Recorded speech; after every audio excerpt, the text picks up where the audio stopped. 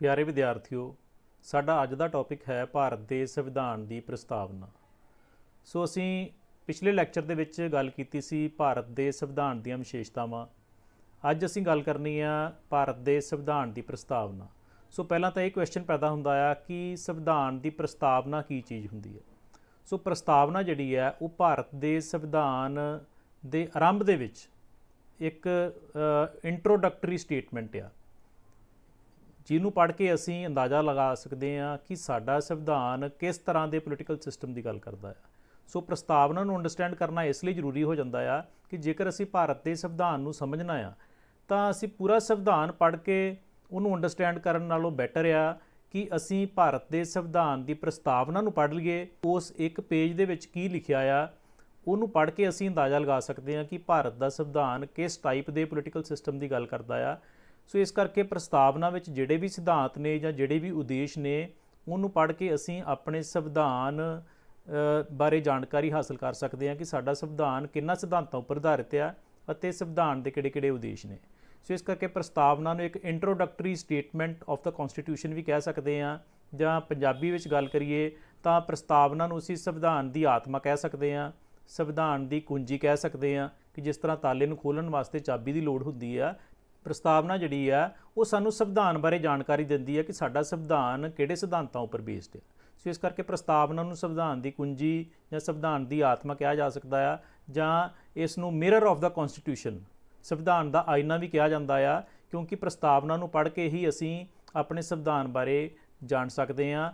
ਥੋੜ੍ਹੇ ਸ਼ਬਦਾਂ ਦੇ ਵਿੱਚ ਪੜ੍ਹ ਕੇ ਅਸੀਂ ਜਿਹੜਾ ਪ੍ਰਸਤਾਵਨਾ ਨੂੰ ਅਸੀਂ ਪੂਰੇ ਸੰਵਿਧਾਨ ਬਾਰੇ ਜਾਣਕਾਰੀ ਹਾਸਲ ਕਰ ਸਕਦੇ ਹਾਂ ਕਿ ਕਿਹੜੇ ਸਿਧਾਂਤਾਂ ਉੱਪਰ ਸਾਡਾ ਸੰਵਿਧਾਨ ਬੇਸਡ ਹੈ।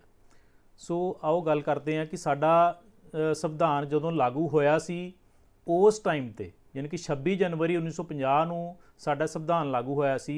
ਉਸ ਟਾਈਮ 'ਤੇ ਸਾਡੇ ਸੰਵਿਧਾਨ ਦੀ ਪ੍ਰਸਤਾਵਨਾ ਦੇ ਵਿੱਚ ਕਿਹੜੇ ਸ਼ਬਦ ਸ਼ਾਮਿਲ ਕੀਤੇ ਗਏ ਸੀ। ਉਸ ਟਾਈਮ 'ਤੇ ਦੇਖੋ, ਇਹ ਜਿਹੜਾ ਵਰਡਿੰਗ ਤੁਸੀਂ ਦੇਖ ਰਹੇ ਹੋ ਕੌਨਸਟੀਟਿਊਸ਼ਨ ਆਫ ਇੰਡੀਆ, ਇਹਦੀ ਪ੍ਰੀਐਂਬਲ ਜਿਹੜੀ ਆ ਉਹਦੀ ਵਰਡਿੰਗ ਇਹ ਵਾਲੀ ਆ, ਇੱਥੋਂ ਸਟਾਰਟ ਹੁੰਦੀ ਆ preamble, we the people of India. We the people of India having solemnly resolved to constitute India into a sovereign democratic republic। ਸੋ ਇੱਥੇ ਜੇਕਰ ਆਪਾਂ ਗੱਲ ਕਰੀਏ ਬੇਸਿਕ ਪ੍ਰਿੰਸੀਪਲਸ, ਉਹ ਸਿਧਾਂਤ ਜਿਨ੍ਹਾਂ ਉੱਪਰ ਸਾਡਾ ਸੰਵਿਧਾਨ ਟਿਕਿਆ ਹੋਇਆ ਵਾ, ਸੋ ਉਹ 3 ਪ੍ਰਿੰਸੀਪਲ ਸੀ ਜਦੋਂ ਸਾਡਾ ਸੰਵਿਧਾਨ ਲਾਗੂ ਹੋਇਆ ਸੀ: ਸੋਵਰਨ, ਡੈਮੋਕ੍ਰੇਟਿਕ ਐਂਡ ਰਿਪਬਲਿਕ, ਪ੍ਰਭੂ ਸੱਤਾ ਸੰਪੰਨ, ਲੋਕਤੰਤਰ ਅਤੇ ਗਣਰਾਜ। ਬਾਅਦ ਵਿੱਚ ਸਾਡੇ ਸੰਵਿਧਾਨ ਦੇ ਵਿੱਚ 42ਵੀਂ ਸੋਧ ਕੀਤੀ ਗਈ 1976 ਵਿੱਚ। ਸੋ ਇੱਥੇ ਸੋਧ ਸ਼ਬਦ ਨੂੰ ਸਮਝਣਾ ਜ਼ਰੂਰੀ ਹੈ। ਸੋਧ ਸ਼ਬਦ ਦਾ ਅਰਥ ਹੈ ਚੇਂਜ ਇਨ ਦਾ ਕਨਸਟੀਟਿਊਸ਼ਨ। ਸੋ ਸਾਡੇ ਸੰਵਿਧਾਨ ਦੇ ਵਿੱਚ ਚੇਂਜ ਜਾਂ ਪਰਿਵਰਤਨ ਕੀਤਾ ਗਿਆ। ਕਿਹੜਾ ਪਰਿਵਰਤਨ? 42 ਅਮੈਂਡਮੈਂਟ ਜਿਹੜੀ ਕਿ 1976 ਦੇ ਵਿੱਚ 1976 ਦੇ ਵਿੱਚ ਕੀਤੀ ਗਈ ਸੀ। ਉਸ ਸੋਧ ਦੇ ਜ਼ਰੀਏ ਸਾਡੇ 3 ਵਰਡ ਜਿਹੜੇ ਐਡ ਕੀਤੇ ਗਏ ਸੀ: ਸੋਸ਼ਲਿਸਟ, ਸੈਕੂਲਰ ਐਂਡ ਇੰਟੈਗ੍ਰਿਟੀ। ਸੋ ਮੈਂ ਤੁਹਾਨੂੰ ਉਹ ਵਾਲਾ ਪੇਜ ਵੀ ਸ਼ੋਅ ਕਰ ਦਿੰਦਾ ਆ, ਆਫਟਰ ਅਮੈਂਡਮੈਂਟ ਸਾਡੇ ਸੰਵਿਧਾਨ ਦੇ ਵਿੱਚ ਕੀ ਚੇਂਜਸ ਹੋਈਆਂ ਨੇ। ਸੋ ਇਹ ਉਸ ਟਾਈਮ ਤੇ ਵਰਡਿੰਗ ਸੀ ਜਦੋਂ ਸਾਡਾ ਸੰਵਿਧਾਨ ਲਾਗੂ ਹੋਇਆ ਸੀ। ਉਸ ਤੋਂ ਬਾਅਦ ਜਿਹੜੀਆਂ ਚੇਂਜਸ ਕੀਤੀਆਂ ਗਈਆਂ, ਜਿਹੜੀਆਂ ਅਮੈਂਡਮੈਂਟਸ ਕੀਤੀਆਂ ਗਈਆਂ, 42 ਅਮੈਂਡਮੈਂਟ ਜਿਹੜੀ ਕੀਤੀ ਗਈ ਹੈ ਉਹਦੇ ਰਾਹੀਂ ਕਿਹੜੇ 3 ਸ਼ਬਦ ਐਡ ਕੀਤੇ ਗਏ? ਇੱਕ ਤੇ ਸੋਸ਼ਲਿਸਟ ਵਰਡ ਐਡ ਕੀਤਾ ਗਿਆ, ਸੈਕੂਲਰ ਵਰਡ ਐਡ ਕੀਤਾ ਗਿਆ ਐਂਡ ਇੰਟੈਗ੍ਰਿਟੀ।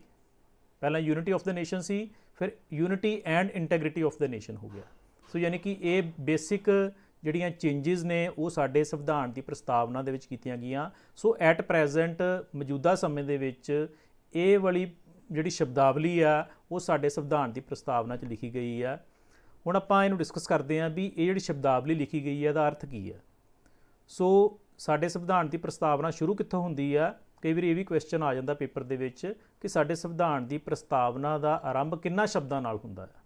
ਸੋ ਸੰਵਿਧਾਨ ਦੀ ਪ੍ਰਸਤਾਵਨਾ ਦਾ ਆਰੰਭ ਇਹਨਾਂ ਸ਼ਬਦਾਂ ਨਾਲ ਹੁੰਦਾ ਹੈ: ਵੀ ਦਾ ਪੀਪਲ ਆਫ ਇੰਡੀਆ, ਅਸੀਂ ਭਾਰਤ ਦੇ ਲੋਕ। ਸੋ ਵੀ ਦਾ ਪੀਪਲ ਆਫ ਇੰਡੀਆ ਸ਼ਬਦਾਂ ਨਾਲ ਸਾਡੇ ਸੰਵਿਧਾਨ ਦੀ ਪ੍ਰਸਤਾਵਨਾ ਜਿਹੜੀ ਸ਼ੁਰੂ ਹੁੰਦੀ ਹੈ। ਇਹਦਾ ਮਤਲਬ ਕੀ ਆ ਕਿ ਸਾਡੇ ਸੰਵਿਧਾਨ ਨਿਰਮਾਤਾ ਜਿਹੜੇ ਨੇ ਉਹਨਾਂ ਨੇ ਲੋਕਾਂ ਦੀਆਂ ਐਸਪੀਰੇਸ਼ਨਸ ਜਾਂ ਆਸ਼ਾਵਾਂ ਜਿਹੜੀਆਂ ਨੇ ਉਹਨਾਂ ਦੇ ਅਨੁਸਾਰ ਸੰਵਿਧਾਨ ਜਿਹੜਾ ਤਿਆਰ ਕੀਤਾ ਆ।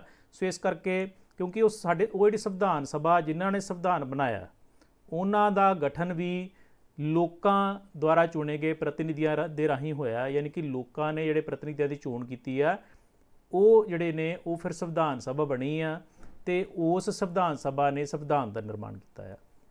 ਸੋ ਇਸ ਕਰਕੇ ਸੰਵਿਧਾਨ ਦੀ ਪ੍ਰਸਤਾਵਨਾ ਜਿਹੜੀ ਆ ਉਹਦੀ ਸ਼ਬਦਾਵਲੀ ਇਸ ਤਰੀਕੇ ਦੀ ਰੱਖੀ ਗਈ ਆ ਕਿ ਜਿਵੇਂ ਇਹ ਸੰਵਿਧਾਨ ਜਿਹੜਾ ਹੈ ਲੋਕਾਂ ਨੇ ਬਣਾਇਆ, ਬਿਕੋਜ਼ ਲੋਕਾਂ ਦੇ ਪ੍ਰਤੀਨਿਧੀਆਂ ਨੇ ਹੀ ਬਣਾਇਆ। ਜਿੱਦਾਂ ਆਮ ਤੌਰ 'ਤੇ ਅਸੀਂ ਗੱਲ ਕਰ ਲੈਂਦੇ ਹਾਂ ਡੈਮੋਕ੍ਰੇਸੀ ਕੀ ਹੈ, democracy is a government of the people. ਹੁਣ ਵੇਖਿਆ ਜਾਵੇ ਤਾਂ ਲੋਕ ਖੁਦ ਨਹੀਂ ਰੂਲ ਕਰਦੇ, ਸੋ ਲੋਕਾਂ ਦੇ ਰਿਪਰੈਜ਼ੈਂਟੇਟਿਵਸ ਕਰਦੇ ਨੇ। ਸੋ ਉਸੇ ਤਰੀਕੇ ਨਾਲ ਜਿਹੜੀ ਪ੍ਰਸਤਾਵਨਾ ਦੀ ਸ਼ਬਦਾਵਲੀ ਹੈ ਵੀ ਦ ਪੀਪਲ ਆਫ ਇੰਡੀਆ, ਯਾਨੀ ਕਿ ਜਿਵੇਂ ਲੋਕਾਂ ਨੇ ਬਣਾਇਆ ਵਾ, ਸੋ ਇਸ ਤਰੀਕੇ ਦੀ ਸ਼ਬਦਾਵਲੀ ਰੱਖੀ ਗਈ ਆ ਬਿਕੋਜ਼ ਇਹ ਜਿਹੜੀ ਪ੍ਰਸਤਾਵਨਾ ਆ ਇਹ ਲੋਕਾਂ ਦੇ ਪ੍ਰਤੀਨਿਧੀਆਂ ਨੇ ਬਣਾਈ ਆ, ਯਾਨੀ ਕਿ ਜਿਹੜੇ ਸਾਡੇ ਸੰਵਿਧਾਨ ਨਿਰਮਾਤਾ ਸੀਗੇ ਜਿਹੜੇ ਕਿ ਲੋਕਾਂ ਦੁਆਰਾ ਚੁਣੇ ਗਏ ਸੀ, ਉਹਨਾਂ ਨੇ ਇਹਦਾ ਨਿਰਮਾਣ ਕੀਤਾ ਆ। ਸੋ ਇਸ ਕਰਕੇ ਇਹਦੀ ਸ਼ਬਦਾਵਲੀ ਇਸ ਤਰੀਕੇ ਦੀ ਰੱਖੀ ਗਈ ਹੈ, having solemnly resolved to constitute India into a sovereign socialist secular democratic republic, ਯਾਨੀ ਕਿ ਅਸੀਂ ਭਾਰਤ ਦੇ ਲੋਕ ਭਾਰਤ ਨੂੰ ਪ੍ਰਭੂ ਸੱਤਾ ਸੰਪੰਨ, ਸਮਾਜਵਾਦ, ਧਰਮ ਨਿਰਪੇਖ, ਲੋਕਤੰਤਰ ਅਤੇ ਗਣਰਾਜ ਬਣਾਉਣ ਲਈ ਵਚਨਬੱਧ ਹਾਂ। ਸੋ ਇਹ ਜਿਹੜੀ ਸ਼ਬਦਾਵਲੀ ਤੁਸੀਂ ਦੇਖ ਰਹੇ ਹੋ ਇਹਨੂੰ ਪੰਜਾਬੀ ਦੇ ਵਿੱਚ ਵੀ ਮੈਂ ਇਮੇਜ ਸ਼ੋਅ ਕਰ ਰਿਹਾ ਵਾਂ, ਸੋ ਇੱਥੋਂ ਤੁਸੀਂ ਆਸਾਨੀ ਨਾਲ ਸਮਝ ਸਕਦੇ ਜੇ। ਅਸੀਂ ਭਾਰਤ ਦੇ ਲੋਕ ਭਾਰਤ ਨੂੰ ਪ੍ਰਭੂ ਸੱਤਾਧਾਰੀ ਜਾਂ ਪ੍ਰਭੂ ਸੱਤਾ ਸੰਪੰਨ, ਸਮਾਜਵਾਦੀ, ਧਰਮ ਨਿਰਪੇਖ, ਲੋਕਤੰਤਰੀ ਅਤੇ ਗਣਰਾਜ ਬਣਾਉਣ ਲਈ ਅਤੇ ਉਸ ਦੇ ਸਭ ਨਾਗਰਿਕਾਂ ਨੂੰ ਸਮਾਜਿਕ, ਆਰਥਿਕ ਅਤੇ ਰਾਜਨੀਤਿਕ ਨਿਆਂ। ਸੋ ਪਹਿਲਾਂ ਤਾਂ ਇਹਨਾਂ ਸਿਧਾਂਤਾਂ ਦੀ ਗੱਲ ਕਰ ਲਈਏ ਕਿ ਪ੍ਰਭੂ ਸੱਤਾ ਸੰਪੰਨ ਦਾ ਮਤਲਬ ਕੀ ਆ ਕਿ ਇੰਡੀਆ ਜਿਹੜਾ ਆ ਕਿਸੇ ਦੇ ਅਧੀਨ ਨਹੀਂ ਹੈਗਾ, ਇੰਡੀਆ ਇੰਡੀਪੈਂਡੈਂਟ ਆ, ਆਪਣੇ ਫੈਸਲੇ ਆਪ ਕਰਨ ਵਿੱਚ ਸੁਤੰਤਰ ਆ, ਆਪਣੇ ਫੈਸਲੇ ਆਪਣੀ ਮਰਜ਼ੀ ਨਾਲ ਕਰ ਸਕਦਾ ਆ ਕਿ ਕਿਹੜੇ ਮੁਲਕ ਨਾਲ ਕਿੱਦਾਂ ਦੇ ਸੰਬੰਧ ਬਣਾਉਣੇ ਆ, ਇਹ ਸਾਰਾ ਕੁਝ ਭਾਰਤ ਦੀ ਆਪਣੀ ਇੱਛਾ 'ਤੇ ਡਿਪੈਂਡ ਕਰਦਾ ਆ, ਉਹਦੇ ਉੱਪਰ ਕੋਈ ਦਬਾਅ ਨਹੀਂ ਆ, ਉਹ ਆਪਣੀ ਮਰਜ਼ੀ ਨਾਲ ਫੈਸਲੇ ਕਰ ਸਕਦਾ ਆ। ਇਸ ਕਰਕੇ ਇੰਡੀਆ ਨੂੰ ਪ੍ਰਭੂ ਸੱਤਾ ਸੰਪੰਨ ਕਿਹਾ ਗਿਆ। ਸਮਾਜਵਾਦ ਦਾ ਅਰਥ ਹੈ ਕਿ ਜਿਹਦੇ ਵਿੱਚ ਕਿਸੇ ਕਿਸਮ ਦਾ ਸਮਾਜਿਕ ਆਰਥਿਕ ਸ਼ੋਸ਼ਣ ਨਾ ਹੋਵੇ, ਅਮੀਰ ਤੇ ਗਰੀਬ ਦੇ ਵਿੱਚ ਕਾਣੀ ਵੰਡ ਨਾ ਹੋਵੇ, ਉਤਪਾਦਨ ਦੇ ਸਾਧਨ ਜਿਹੜੇ ਰਾਜ ਦੇ ਕੰਟਰੋਲ ਅਧੀਨ ਹੋਣ। ਪਰੰਤੂ ਹੁਣ ਵੇਖਿਆ ਗਿਆ ਕਿ ਜਿੱਦਾਂ 1991 ਦੇ ਵਿੱਚ ਉਦਾਰੀਕਰਨ ਦੀ ਨੀਤੀ ਅਪਣਾਈ ਸਟੇਟ ਨੇ, ਉਹ ਤੋਂ ਬਾਅਦ ਸੋਸ਼ਲਿਜ਼ਮ ਯਾਨੀ ਕਿ ਸਮਾਜਵਾਦ ਸ਼ਬਦ ਦਾ ਅਰਥ ਮਿਕਸਡ ਇਕੋਨਮੀ ਤੋਂ ਲਿਆ ਜਾਂਦਾ ਆ ਕਿ ਜਿਹਦੇ ਵਿੱਚ ਪਬਲਿਕ ਸੈਕਟਰ ਤੇ ਪ੍ਰਾਈਵੇਟ ਸੈਕਟਰ ਦੋਨੋਂ ਨਾਲ ਨਾਲ ਚੱਲਦੇ ਨੇ। ਪਬਲਿਕ ਸੈਕਟਰ ਵੀ ਚੱਲਦਾ ਆ, ਕੰਮ ਕਰਦਾ ਆ, ਤੇ ਉਹਦੇ ਨਾਲ ਨਾਲ ਪ੍ਰਾਈਵੇਟ ਸੈਕਟਰ ਵੀ ਜਿਹੜਾ ਆ ਉਹਨੂੰ ਵੀ ਫਰੀਡਮ ਦਿੱਤੀ ਗਈ, ਯਾਨੀ ਕਿ ਦੋਨੋਂ ਸੈਕਟਰ ਜਿਹੜੇ ਆ ਪਬਲਿਕ ਤੇ ਪ੍ਰਾਈਵੇਟ ਉਹ ਨਾਲ ਨਾਲ ਚੱਲਦੇ ਨੇ। ਧਰਮ ਨਿਰਪੇਖ ਦਾ ਅਰਥ ਆ ਕਿ ਹਰ ਇੱਕ ਵਿਅਕਤੀ ਨੂੰ ਆਪਣਾ ਧਰਮ ਕਿ ਜਿਹੜੇ ਵੀ ਧਰਮ ਦੇ ਵਿੱਚ ਵਿਸ਼ਵਾਸ ਰੱਖਣਾ ਚਾਹੁੰਦਾ ਹੈ ਵਿਸ਼ਵਾਸ ਰੱਖ ਸਕਦਾ ਆ, ਉਹਦੇ ਉੱਪਰ ਕੋਈ ਰਿਸਟ੍ਰਿਕਸ਼ਨ ਨਹੀਂ ਹੈਗੀ। ਪਰੰਤੂ ਰਾਜ ਦਾ ਕੋਈ ਧਰਮ ਨਹੀਂ ਹੈ, ਯਾਨੀ ਕਿ ਰਾਜ ਨੂੰ ਅਸੀਂ ਕਿਸੇ ਧਰਮ ਨਾਲ ਨਹੀਂ ਜੋੜ ਸਕਦੇ। ਸਟੇਟ ਜਿਹੜਾ ਸੈਕੂਲਰ ਆ, ਧਰਮ ਨਿਰਪੇਖ ਆ, ਤੇ ਧਰਮ ਜਿਹੜਾ ਵਿਅਕਤੀ ਦਾ ਨਿੱਜੀ ਮਾਮਲਾ ਆ, ਉਹ ਜਿਹੜੇ ਮਰਜ਼ੀ ਧਰਮ ਵਿੱਚ ਵਿਸ਼ਵਾਸ ਰੱਖੇ ਉਹ ਰੱਖ ਸਕਦਾ ਆ। ਸੋ ਵਿਅਕਤੀ ਨੂੰ ਧਾਰਮਿਕ ਆਜ਼ਾਦੀ ਦਿੱਤੀ ਗਈ ਆ, ਪਰੰਤੂ ਸਟੇਟ ਦਾ ਕੋਈ ਰਿਲੀਜਨ ਨਹੀਂ ਹੈਗਾ। ਫਿਰ ਅੱਗੇ ਲੋਕਤੰਤਰੀ ਦਾ ਅਰਥ ਹੈ ਕਿ ਸਰਕਾਰ ਲੋਕਾਂ ਦੁਆਰਾ ਚੁਣੀ ਜਾਂਦੀ ਆ ਤੇ ਲੋਕਾਂ ਅੱਗੇ ਜ਼ਿੰਮੇਵਾਰ ਹੁੰਦੀ ਹੈ। ਗਣਰਾਜ ਦਾ ਮਤਲਬ ਆ ਕਿ ਜਿੱਥੇ ਹੈੱਡ ਆਫ ਦਾ ਸਟੇਟ, ਜਿੱਦਾਂ ਕਿ ਭਾਰਤ ਦੇ ਵਿੱਚ ਰਾਸ਼ਟਰਪਤੀ ਆ, ਉਹ ਇਲੈਕਟਿਡ ਆ, ਹੈਰੀਡਿਟਰੀ ਨਹੀਂ ਆ ਉਹਦਾ ਅਹੁਦਾ, ਨਾ ਹੀ ਜੱਦੀ ਆ ਨਾ ਹੀ ਨਾਮਜ਼ਦ ਆ। ਹੈੱਡ ਆਫ ਦਾ ਸਟੇਟ ਜਿਹੜਾ ਇਲੈਕਟਿਡ ਆ, ਉਹਦੀ ਚੋਣ ਹੁੰਦੀ ਆ ਕਿ ਜਿੱਦਾਂ ਭਾਰਤ ਦੇ ਵਿੱਚ ਰਾਸ਼ਟਰਪਤੀ ਦੀ ਚੋਣ ਜਿਹੜੀ ਆ ਉਹ ਅਪ੍ਰਤੱਖ ਤਰੀਕੇ ਨਾਲ ਹੁੰਦੀ ਆ। ਦੋ ਹੀ ਮੈਥਡਸ ਹੁੰਦੇ ਨੇ, ਜਾਂ ਪ੍ਰਤੱਖ ਤਰੀਕੇ ਨਾਲ ਜਾਂ ਅਪ੍ਰਤੱਖ ਤਰੀਕੇ ਨਾਲ। ਸੋ ਭਾਰਤ ਦੇ ਵਿੱਚ ਰਾਸ਼ਟਰਪਤੀ ਅਪ੍ਰਤੱਖ ਤਰੀਕੇ ਨਾਲ ਚੁਣਿਆ ਜਾਂਦਾ ਹੈ, ਉਹਦੀ ਇਲੈਕਸ਼ਨ ਹੁੰਦੀ ਹੈ। ਇਸ ਕਰਕੇ ਇੰਡੀਆ ਇੱਕ ਰਿਪਬਲਿਕ ਆ। ਸੋ ਭਾਰਤ ਨੂੰ ਅਸੀਂ ਗਣਰਾਜ ਕਹਿ ਸਕਦੇ ਹਾਂ। ਸੋ ਅਸੀਂ ਭਾਰਤ ਦੇ ਲੋਕ ਭਾਰਤ ਨੂੰ ਪ੍ਰਭੂ ਸੱਤਾ ਸੰਪੰਨ, ਸਮਾਜਵਾਦੀ, ਧਰਮ ਨਿਰਪੇਖ, ਲੋਕਤੰਤਰ, ਗਣਰਾਜ ਬਣਾਉਣ ਲਈ ਅਤੇ ਉਸ ਦੇ ਸਭ ਨਾਗਰਿਕਾਂ ਨੂੰ ਤਿੰਨ ਤਰ੍ਹਾਂ ਦੇ ਨਿਆਂ ਦੀ ਗੱਲ ਕੀਤੀ ਹੈ, ਸਮਾਜਿਕ, ਆਰਥਿਕ ਅਤੇ ਰਾਜਨੀਤਿਕ ਨਿਆਂ। ਸਮਾਜਿਕ ਨਿਆਂ ਕਿਹੜਾ ਹੁੰਦਾ ਆ? ਜਿਹਦੇ ਵਿੱਚ ਕਿਸੇ ਕਿਸਮ ਦਾ ਸ਼ੋਸ਼ਣ ਨਾ ਹੋਵੇ, ਕੋਈ ਯਾਨੀ ਕਿ ਵਿਅਕਤੀ ਨਾਲ ਧਰਮ, ਜਾਤ, ਨਸਲ, ਰੰਗ ਦੇ ਆਧਾਰ 'ਤੇ ਕਿਸੇ ਕਿਸਮ ਦਾ ਸ਼ੋਸ਼ਣ ਨਾ ਹੋਵੇ। ਆਰਥਿਕ ਨਿਆਂ ਕੀ ਹੁੰਦਾ ਹੈ ਕਿ ਜਿਹਦੇ ਵਿੱਚ ਹਰ ਇੱਕ ਵਿਅਕਤੀ ਨੂੰ ਆਪਣੀ ਉਪਜੀਵਕਾ ਕਮਾਉਣ ਦੇ ਬਰਾਬਰ ਜਿਹੜੇ ਉਹਨੂੰ ਮੌਕੇ ਮਿਲਣ। ਆਰਥਿਕ ਨਿਆਂ ਤੋਂ ਭਾਵ ਆ ਸਾਰੇ ਲੋਕਾਂ ਦੀਆਂ ਬੁਨਿਆਦੀ ਲੋੜਾਂ ਪੂਰੀਆਂ ਹੋਣ, ਹਰ ਇੱਕ ਵਿਅਕਤੀ ਨੂੰ 2 ਵਕਤ ਦੀ ਰੋਜ਼ੀ ਰੋਟੀ ਮਿਲੇ, ਅਤੇ ਜਿਹੜੀਆਂ ਬੇਸਿਕ ਜਿਹੜੀਆਂ ਉਹਦੀਆਂ ਨੀਡਸ ਆ, ਰੋਜ਼ੀ ਰੋਟੀ, ਕੱਪੜਾ ਆ, ਮਕਾਨ ਆ, ਹੈਲਥ ਆ, ਐਜੂਕੇਸ਼ਨ ਆ, ਇਹ ਸਾਰੀਆਂ ਜਿਹੜੀਆਂ ਬੇਸਿਕ ਨੀਡਸ ਆ ਉਹਦੀਆਂ ਪੂਰੀਆਂ ਹੋਣ। ਰਾਜਨੀਤਿਕ ਨਿਆਂ ਦਾ ਮਤਲਬ ਆ ਕਿ ਲੋਕਾਂ ਨੂੰ ਵੱਖ-ਵੱਖ ਕਿਸਮ ਦੇ ਰਾਜਨੀਤਿਕ ਅਧਿਕਾਰ ਮਿਲਣ, ਉਹਨਾਂ ਨੂੰ ਵੋਟ ਪਾਉਣ ਦਾ ਅਧਿਕਾਰ ਮਿਲੇ, ਉਹਨਾਂ ਨੂੰ ਚੋਣ ਲੜਨ ਦਾ ਅਧਿਕਾਰ ਮਿਲੇ, ਉਹ ਸਰਕਾਰ ਦੀ ਆਲੋਚਨਾ ਕਰ ਸਕਦੇ ਹੋਣ। ਸੋ ਇਸ ਤਰੀਕੇ ਨਾਲ ਨਿਆਂ 3 ਕਿਸਮ ਦਾ, ਸਮਾਜਿਕ, ਆਰਥਿਕ ਅਤੇ ਰਾਜਨੀਤਿਕ ਨਿਆਂ। ਉਸ ਤੋਂ ਬਾਅਦ ਗੱਲ ਆਉਂਦੀ ਆ, ਇੱਕ ਵਾਰੀ ਮੈਂ ਇੰਗਲਿਸ਼ ਦੇ ਵਿੱਚ ਇਮੇਜ ਜਿਹੜੀ ਡਿਸਪਲੇ ਕਰ ਦਿੰਦਾ ਆ, Liberty of thought, expression, belief, faith and worship. So Liberty ਦੀ ਗੱਲ ਕੀਤੀ ਹੈ, ਯਾਨੀ ਕਿ ਸੁਤੰਤਰਤਾ ਦੀ ਗੱਲ ਕੀਤੀ। ਕਿਹੜੀ ਸੁਤੰਤਰਤਾ? ਵਿਚਾਰ ਪ੍ਰਗਟਾਉਣ ਦੀ, ਵਿਸ਼ਵਾਸ ਦੀ, ਧਰਮ ਅਤੇ ਉਪਾਸਨਾ ਦੀ। ਯਾਨੀ ਕਿ ਹਰ ਇੱਕ ਵਿਅਕਤੀ ਨੂੰ ਆਪਣੇ ਵਿਚਾਰ ਪ੍ਰਗਟ ਕਰਨ ਦਾ ਅਧਿਕਾਰ ਆ। ਜੋ ਵੀ ਉਹ ਸੋਚਦਾ ਆ ਉਹ ਲਿਖ ਕੇ ਜਾਂ ਬੋਲ ਕੇ ਵਿਚਾਰ ਪ੍ਰਗਟ ਕਰ ਸਕਦਾ ਆ। ਹਰ ਇੱਕ ਨੂੰ ਆਪਣੇ ਵਿਚਾਰ ਪ੍ਰਗਟਾਉਣ ਦੀ ਆਜ਼ਾਦੀ ਆ। ਈਵਨ ਪ੍ਰੈਸ ਦੀ ਆਜ਼ਾਦੀ ਵੀ ਜਿਹੜੀ ਆ ਇਸੇ ਅਧਿਕਾਰ ਦੇ ਤਹਿਤ ਆ ਜਾਂਦੀ ਆ। ਵਿਸ਼ਵਾਸ ਦੀ, ਧਰਮ ਦੀ, ਉਪਾਸਨਾ ਦੀ। ਸੋ ਇਹ ਧਰਮ ਨਾਲ ਜੁੜੇ ਨੇ ਕਿ ਕਿਸੇ ਵੀ ਧਰਮ ਵਿੱਚ ਵਿਸ਼ਵਾਸ ਰੱਖਣ ਦਾ, ਠੀਕ ਆ, ਕਿਸੇ ਵੀ ਧਰਮ ਨੂੰ ਅਪਣਾਉਣ ਦਾ, ਪੂਜਾ ਅਰਚਨਾ ਕਰਨ ਦਾ ਉਹਨੂੰ ਜਿਹੜਾ ਫਰੀਡਮ ਆ ਉਹ ਪ੍ਰਾਪਤ ਆ। ਉਸ ਤੋਂ ਬਾਅਦ ਨੈਕਸਟ ਆਉਂਦਾ equality of status and opportunity. Equality of status and of opportunity and to promote among them all. ਜੇ ਪੰਜਾਬੀ 'ਚ ਵੇਖੀਏ, ਪ੍ਰਤਿਸ਼ਠਾ ਅਤੇ ਅਵਸਰ ਦੀ ਸਮਤਾ ਪ੍ਰਾਪਤ ਕਰਨ ਲਈ। ਯਾਨੀ ਕਿ ਸਟੇਟਸ ਤੇ ਓਪਰਚੁਨਿਟੀ ਜਿਹੜੀ ਆ ਹਰ ਇੱਕ ਵਿਅਕਤੀ ਨੂੰ ਬਰਾਬਰ ਮੌਕੇ ਮਿਲਣਗੇ ਕਿ ਉਹ ਕਿਸੇ ਵੀ ਅਹੁਦੇ ਵਾਸਤੇ ਜੇਕਰ ਕੋਈ ਨੌਕਰੀ ਨਿਕਲਦੀ ਆ ਤਾਂ ਹਰ ਇੱਕ ਵਿਅਕਤੀ ਉਹਦੇ ਵਾਸਤੇ ਐਲੀਜੀਬਲ ਆ, ਬਸ਼ਰਤੇ ਕਿ ਉਸ ਅਹੁਦੇ ਨਾਲ ਜੁੜੀਆਂ ਜਿਹੜੀਆਂ ਕੁਆਲੀਫਿਕੇਸ਼ਨਸ ਆ, ਜਨਰਲ ਕੁਆਲੀਫਿਕੇਸ਼ਨਸ ਜਾਂ ਪ੍ਰੋਫੈਸ਼ਨਲ ਕੁਆਲੀਫਿਕੇਸ਼ਨਸ ਜਿਹੜੀਆਂ ਨੇ ਉਹ ਪੂਰੀਆਂ ਕਰਦਾ ਹੋਵੇ। ਫਿਰ ਉਹਦੇ ਨਾਲ ਕਿਸੇ ਕਿਸਮ ਦੀ ਜਿਹੜੀ ਆ ਵਿਤਕਰਾ ਜਾਂ ਡਿਸਕ੍ਰਿਮੀਨੇਸ਼ਨ ਨਹੀਂ ਕੀਤਾ ਜਾਏਗਾ। ਸੋ ਇਸ ਤਰੀਕੇ ਨਾਲ ਬਰਾਬਰ ਮੌਕੇ ਦੇਣ ਦੀ ਗੱਲ ਕੀਤੀ ਗਈ ਆ। ਹਰ ਇੱਕ ਵਿਅਕਤੀ ਜਿਹੜਾ ਆ ਉਹਦੀ ਪਹੁੰਚ ਕਾਨੂੰਨ ਦੇ ਸਾਹਮਣੇ ਬਰਾਬਰ ਹੋਊਗੀ। ਯਾਨੀ ਕਿ ਉਹਨੂੰ ਹਰ ਤਰ੍ਹਾਂ ਦੇ ਮੌਕੇ ਜਿਹੜੇ ਬਰਾਬਰ ਮਿਲਣਗੇ, ਜਿਹੜੇ ਕਿ ਬਾਕੀ ਨਾਗਰਿਕਾਂ ਨੂੰ ਮਿਲਦੇ ਨੇ। ਸੋ ਜਿੰਨੇ ਵੀ ਅਧਿਕਾਰ ਨੇ ਜਾਂ ਜਿੰਨੀਆਂ ਵੀ ਸੁਵਿਧਾਵਾਂ ਨੇ ਜਾਂ ਜਿੰਨੀਆਂ ਵੀ ਫੈਸਿਲਿਟੀਜ਼ ਨੇ ਉਹ ਸਾਰਿਆਂ ਵਾਸਤੇ ਇਕੁਅਲ ਆ। ਉਸ ਤੋਂ ਅੱਗੇ ਆ ਜਾਂਦਾ ਆ fraternity, assuring the dignity of the individual and the unity and integrity of the nation. So Punjabi ਦੇ ਵਿੱਚ ਆ ਵਿਅਕਤੀ ਦਾ ਗੌਰਵ ਅਤੇ ਕੌਮ ਦੀ ਏਕਤਾ ਅਤੇ ਅਖੰਡਤਾ ਸੁਨਿਸ਼ਚਿਤ ਕਰਨ ਲਈ ਭਰਾਤਰੀ ਭਾਵ ਵਧਾਉਣ ਲਈ। ਸੋ ਯਾਨੀ ਕਿ ਫਰੈਟਰਨਿਟੀ 'ਤੇ ਜ਼ੋਰ ਦਿੱਤਾ ਹੈ ਉਹਨਾਂ ਨੇ, ਬ੍ਰਦਰਹੁੱਡ ਦੀ ਭਾਵਨਾ 'ਤੇ ਜ਼ੋਰ ਦਿੱਤਾ ਆ ਕਿ ਸਾਰੇ ਲੋਕ ਜਿਹੜੇ ਆ ਉਹ ਮਿਲ ਜੁਲ ਕੇ ਰਹਿਣ। ਕਾਹਦੇ ਵਾਸਤੇ ਮਿਲ ਜੁਲ ਕੇ ਰਹਿਣ?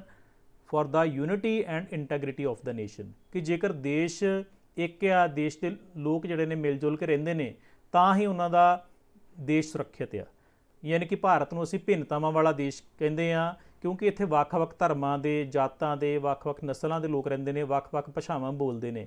ਇਸ ਕਰਕੇ unity and integrity of the nation, ਯਾਨੀ ਕਿ ਦੇਸ਼ ਦੀ ਏਕਤਾ ਅਤੇ ਅਖੰਡਤਾ ਜੇਕਰ ਕਾਇਮ ਰਹੇਗੀ, ਸਾਡੇ ਵਿੱਚ ਬ੍ਰਦਰਹੁੱਡ ਦੀ ਭਾਵਨਾ ਜਿਹੜੀ ਕਾਇਮ ਰਹੇਗੀ, ਤੇ ਫਿਰ ਹੀ ਸਾਡਾ ਦੇਸ਼ ਸੁਰੱਖਿਅਤ ਆ, ਫਿਰ ਹੀ ਅਸੀਂ ਖੁਦ ਸੁਰੱਖਿਅਤ ਆ। ਸੋ ਇਸ ਕਰਕੇ unity and integrity of the nation ਜਿਹੜਾ ਆ ਉਹਨੂੰ ਜਿਹੜਾ ਕਾਫੀ ਇੰਪੋਰਟੈਂਸ ਦਿੱਤੀ ਗਈ ਆ। ਇਸ ਕਰਕੇ ਯੂਨਿਟੀ ਦੇ ਨਾਲ ਨਾਲ ਇੰਟੈਗ੍ਰਿਟੀ ਜਿਹੜਾ ਵਰਡ ਆ ਉਹ ਸਾਡੇ ਸੰਵਿਧਾਨ ਦੀ ਪ੍ਰਸਤਾਵਨਾ ਦੇ ਵਿੱਚ 42ਵੀਂ ਸੋਧ ਰਾਹੀਂ ਜਿਹੜੀ ਕਿ 1976 ਵਿੱਚ ਕੀਤੀ ਗਈ ਸੀ, ਇਹ ਸ਼ਬਦ ਜਿਹੜਾ ਇੰਟੈਗ੍ਰਿਟੀ ਵਰਡ ਵੀ ਸ਼ਾਮਲ ਕੀਤਾ ਗਿਆ। ਯੂਨਿਟੀ ਸ਼ਬਦ ਜਿਹੜਾ ਆ ਉਹ ਪਹਿਲਾਂ ਹੀ ਸਾਡੇ ਸੰਵਿਧਾਨ ਵਿੱਚ ਦਰਜ ਸੀ ਜਦੋਂ ਸਾਡਾ ਸੰਵਿਧਾਨ ਲਾਗੂ ਹੋਇਆ ਸੀ। ਇੰਟੈਗ੍ਰਿਟੀ ਵਰਡ ਜਿਹੜਾ ਬਾਅਦ ਵਿੱਚ ਐਡ ਕੀਤਾ ਗਿਆ। ਨੈਕਸਟ ਆ ਜਾਂਦਾ in our constituent assembly this 26th day of November 1949। ਯਾਨੀ ਕਿ ਅੱਜ ਦੇ ਦਿਨ, ਯਾਨੀ ਕਿ 26 ਜਨਵਰੀ 1949 ਨੂੰ ਅਸੀਂ ਆਪਣੀ ਜਿਹੜੀ ਇਹ ਸੰਵਿਧਾਨ ਸਭਾ ਆ ਇਹਦੇ ਵਿੱਚ ਇਸ ਦੁਆਰਾ ਇਸ ਸੰਵਿਧਾਨ ਨੂੰ ਅੰਗੀਕਾਰ ਕਰਦੇ, ਐਕਟ ਬਣਾਉਂਦੇ ਆਪਣੇ ਆਪ ਨੂੰ ਅਰਪਦੇ ਹਾਂ। ਯਾਨੀ ਕਿ ਇਹਦੇ ਵਿੱਚ ਗੱਲ ਕੀਤੀ ਗਈ ਹੈ ਕਿ ਅੱਜ ਦੇ ਦਿਨ ਜਿਹੜਾ 26 ਨਵੰਬਰ 1949 ਨੂੰ ਇਸ ਸੰਵਿਧਾਨ ਸਭਾ ਦੇ ਵਿੱਚ, ਕੌਂਸਟੀਚੂਐਂਟ ਅਸੈਂਬਲੀ ਦੇ ਵਿੱਚ ਇਹ ਜਿਹੜਾ ਸੰਵਿਧਾਨ ਤਿਆਰ ਕੀਤਾ ਗਿਆ ਆ ਇਹਨੂੰ ਅਸੀਂ ਅੰਗੀਕਾਰ ਕਰਦੇ ਤੇ ਐਕਟ ਬਣਾਉਂਦੇ ਤੇ ਆਪਣੇ ਆਪ ਨੂੰ ਅਰਪਦੇ, ਯਾਨੀ ਕਿ ਆਪਣੇ ਆਪ ਨੂੰ ਸੌਂਪਦੇ ਆ। ਸੋ ਇੰਗਲਿਸ਼ ਦੇ ਵਿੱਚ ਇਹਦੀ ਵਰਡਿੰਗ ਜਿਹੜੀ ਆ ਇਸ ਤਰੀਕੇ ਦੀ ਆ ਕਿ ਅਸੀਂ ਇਸ ਸੰਵਿਧਾਨ ਨੂੰ ਅਡੋਪਟ ਕਰਦੇ ਆ, ਅਸੀਂ ਇਸ ਨੂੰ ਬਣਾਇਆ ਤੇ ਅਸੀਂ ਆਪਣੇ ਆਪ ਨੂੰ ਹੀ ਸੌਂਪਦੇ ਆ। ਸੋ ਇਸ ਤਰੀਕੇ ਨਾਲ ਇਹ ਸਾਡੇ ਸੰਵਿਧਾਨ ਦੀ ਪ੍ਰਸਤਾਵਨਾ ਆ ਤੇ ਇਹਦੇ ਵਿੱਚ ਜਿਹੜੇ 5 ਬੇਸਿਕ ਪ੍ਰਿੰਸੀਪਲਸ ਆ, sovereign, socialist, secular, democratic and republic, ਤੇ ਇਸ ਤੋਂ ਇਲਾਵਾ ਇਹ ਸਾਰੇ ਸਾਡੇ ਆਬਜੈਕਟਿਵਸ ਆ ਸਾਡੇ ਸੰਵਿਧਾਨ ਦੇ, ਜਸਟਿਸ, ਲਿਬਰਟੀ, ਇਕੁਐਲਿਟੀ, ਫਰੈਟਰਨਿਟੀ। ਸੋ ਇਹ ਸਾਰਾ ਕੁਝ ਸੀਗਾ ਭਾਰਤ ਦੇ ਸੰਵਿਧਾਨ ਦੀ ਪ੍ਰਸਤਾਵਨਾ ਬਾਰੇ। ਜੇਕਰ ਅਸੀਂ ਇਹਨੂੰ ਅੰਡਰਸਟੈਂਡ ਕਰ ਲਈਏ ਤਾਂ ਸਾਨੂੰ ਕਾਫੀ ਹੱਦ ਤੱਕ ਕਲੀਅਰ ਹੋ ਜਾਂਦਾ ਹੈ ਕਿ ਸਾਡਾ ਸੰਵਿਧਾਨ ਕਿਸ ਤਰ੍ਹਾਂ ਦੇ ਪੋਲੀਟੀਕਲ ਸਿਸਟਮ ਦੀ ਗੱਲ ਕਰਦਾ ਆ ਜਾਂ ਕਿਸ ਤਰ੍ਹਾਂ ਦਾ ਪੋਲੀਟੀਕਲ ਸਿਸਟਮ ਜਿਹੜਾ ਇੰਡੀਆ ਦੇ ਵਿੱਚ ਐਸਟੈਬਲਿਸ਼ ਜਾਂ ਸਥਾਪਿਤ ਕੀਤਾ ਗਿਆ। ਸੋ ਨੈਕਸਟ ਟੌਪਿਕ ਬਾਰੇ ਗੱਲਬਾਤ ਕਰਾਂਗੇ ਨੈਕਸਟ ਵੀਡੀਓ ਦੇ ਵਿੱਚ। ਤਦ ਤੱਕ ਲਈ ਇਜਾਜ਼ਤ ਦਿਓ। Thank you so much.